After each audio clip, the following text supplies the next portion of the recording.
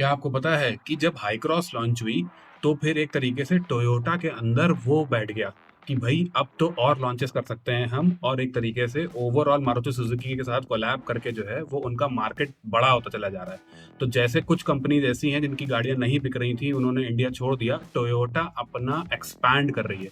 इसी वजह से वो एक सफारी और एक्सयूवी 700 का कॉम्पिटिटर एक एसयूवी लाने वाली है। बेसिकली इनोवा हाई क्रॉस तो एमपीवी में आ जाती है ना, वो अभी भी कॉम्पिटिटर नहीं है। तो अब एक एसयूवी आने वाली है। तो उस एसयूवी के बारे में जो है वो हम लोग जान लेते हैं। उसका प्लेटफॉर्म कहाँ से होगा, वो दिखती ऑलमोस्ट कैसी होगी, बाहर की जो गाड़ी है इंटरनेशनल प्लेटफॉर्म पे वो यहाँ पे कैसे आएगी, और क्या इंजन्स होंगे, क्या ओवरऑल जो है सेटअप होगा, इस वीडियो में जान लेते हैं। मैं हूँ आपका होस्ट और दोस्त सुयश, आप देख रहे हैं ड्राइव ड्राइव, और चलिए इस वीडियो को स्टार्ट करते हैं। अब गाड़ी आने से पहले एक बार टोयोटा की स्ट्रेटजी पे देख लेते हैं। देखिए, टोयोटा एक बहुत बड़ा मैन्युफैक्चरर है, और बेसिकली ये है कि अगर वो किसी कंट्री में घुस जाता है तो वो लॉन्ग टर्म के लिए घुसता है। और जैसे इंडिया में लगभग 25 साल से है, उसके पहले वो इंडोनेशिया और थाईलैंड में 50 और 60 साल से है। सो इंडिया उनको जो है वो एक अच्छा मार्केट लग रहा है लोकली चीज़ें प्रोड्यूस करने में, क्योंकि एक बार जब बड़ी गाड़ी जैसे हाई क्रॉस जैसी गाड़ी या फिर क्रिस्टा जैसी, फॉर्च्यूनर जैसी गाड़ी जब यहाँ असेंबल होने लगती है, इवन जो है वो उसके बहुत सारे पार्ट्स लोकली मैन्युफैक्चर होने लगते हैं, तो क्या होता है कि जो पार्ट सप्लाई चेन है उस पे जो है वो भरोसा टोयोटा का बढ़ जाता है। और फिर रिसेंटली जो है वो टोयोटा के ब्रांड डायरेक्टर ने ये चीज़ बोली भी थी कि क्योंकि जो लोकल वेंडर्स हैं इंडिया के, वो उनको अच्छी क्वालिटी प्रोवाइड कर रहे हैं, तो वो और लोकलाइज कर रहे हैं parts, even hot stamping steel वगैरह वो भी लोकलाइज कर रहे हैं।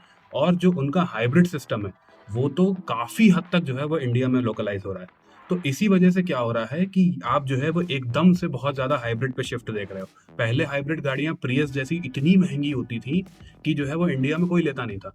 लेकिन अब जो है वो ऐसा हो रहा है कि हाइब्रिड सिस्टम लगा है वो टोयोटा का दिया हुआ है, ठीक है। और उसके बाद इनोवा हाई क्रॉस में भी आ गया 2 लीटर का जो है वो स्ट्रॉन्ग हाइब्रिड इंजन। तो ये स्ट्रेटजी चल रही है टोयोटा का माइंड में कि ओवरऑल जो उसका प्लेटफॉर्म है जीएसी प्लेटफॉर्म, और प्लस उसके जो हाइब्रिड कंपोनेंट्स हैं वो जैसे जैसे इंडिया में प्रोड्यूस होते जाएंगे वैसे वैसे ओवरऑल कॉस्ट जो है वो रिड्यूस हो जाएगी, ठीक है, इंडियन मैन्युफैक्चरिंग में। अब हम बात कर लेते हैं इस गाड़ी के बारे में। तो आपने कोरोला क्रॉस देखी है? अगर नहीं देखी है तो मैं आपको दिखा देता हूँ। देखिए, उस शेप की लगभग एसयूवी आएगी। उसी एसयूवी को इंडिया में क्यों नहीं निकाल देते हैं? उसकी जो है शेप की 7 सीटर बनाने की क्या जरूरत है? तो उसका भी मैं आंसर दे देता हूँ। वो जो कोरोला क्रॉस है वो लगभग जो है वो हाई राइडर के साइज की है, उसका व्हील बेस वगैरह हाई राइडर के साइज का है। तो वहां पे ऑलरेडी एक गाड़ी है, एक एसयूवी टाइप की गाड़ी है। तो आप कोरोला क्रॉस लेंगे और उसका व्हील बेस बड़ा करके उसको एक 7 सीटर जो है वो प्रॉपर एसयूवी टाइप से जो बड़ी लगती है देखने में, उस तरीके से बनाने की उम्मीद है। तो ये जो प्लेटफॉर्म है ये बाहर जो है वो कैमरी वगैरह में भी आता है, ठीक है। तो उससे क्या है कि उसका जो बेस है प्लेटफॉर्म का वो बहुत रिजिड है। बेस रिजिड होने से क्या होता है कि प्लेटफॉर्म को आप जो है वो लॉन्ग मतलब लंबा खींच सकते हो।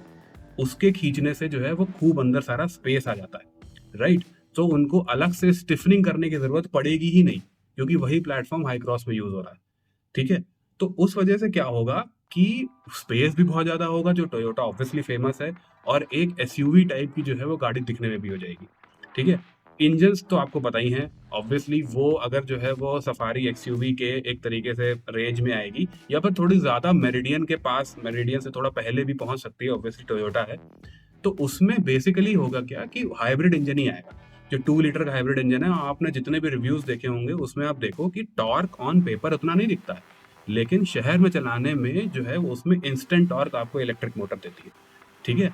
सो लगभग 180 190 bhp का इंजन है, और जो है वो कंबाइंड टॉर्क ओवरऑल जो है वो उसका 200 प्लस न्यूटन मीटर चला जाता है, जो कि जो एवरेज देगा वो इवन डीजल गाड़ियों से भी बेटर देगा, ठीक है। तो ओवरऑल जो है वो उनको पता है, धीरे धीरे लोग हाइब्रिड में शिफ्ट होते चले जा रहे हैं, और उनको हाइब्रिड चलाने में मजा आ रहा है। और वैसे भी वो इंजन बड़ा है, 4 सिलेंडर इंजन है, तो उसकी उतनी आवाज भी नहीं है। अगर आप हाई क्रॉस चलाओगे तो आपको इंजन की आवाज नहीं आएगी जितनी जो है वो हाई राइडर में आएगी।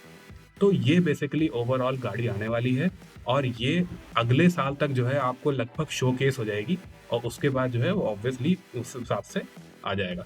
तो इसी वजह से क्या है कि अब इनोवा प्रॉपर आ रही है डीजल में, एक हाई क्रॉस आ रही है वो भी। अच्छा, बात यहाँ पे नहीं रुकती है, बात जो है इससे आगे भी बढ़ेगी। टोयोटा सी और डी सेगमेंट की गाड़ियों में एक तरीके से इंटरेस्ट ले रहा है इंडिया में बनाने के लिए। ठीक है? तो ये जो इनका प्लेटफ़ॉर्म है, वो और भी गाड़ियाँ जनरेट करेगा। तो इससे जो है वो सेडान भी एक जनरेट हो सकती है, इससे जो है एक तरीके से बड़ी ग प्रॉपर जो है वो एसयूवी टाइप की भी जो है वो जनरेट हो सकती है। तो डी सेगमेंट की गाड़ियाँ मतलब जो महँगी गाड़ियाँ हैं, वो टोयोटा इंडिया में बनाने को एक तरीके से वो कर रहा है। अभी जितनी भी आप फॉर्च्यूनर वगैरह देखते हो, उसमें क्या है कि असेंबलिंग वगैरह होती है तो बहुत ज़्यादा दाम हो जाता है। लेकिन अगर जितनी इंडिया में एक तरीके से लोकली मैन्युफैक्चर होंगी, उतना ही टोयोटा को फ़ायदा होगा और ऑब्वियसली हम लोगों को भी फ़ायदा होगा। तो एक बड़ी ब्रांड इंडिया में प्रॉपर अपने कदम जमा रही है, ठीक है?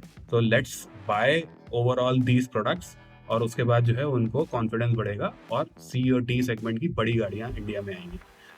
इतना ही था इस वीडियो में। अगर आपको वीडियो अच्छी लगी हो तो लाइक कर देना, बहुत अच्छी वीडियो हो तो सब्सक्राइब भी ज़रूर कर देना और मिलते हैं अगली वीडियो में। आप जो है हेलमेट पहनिए, सीट बेल्ट पहनिए और बाय-बाय।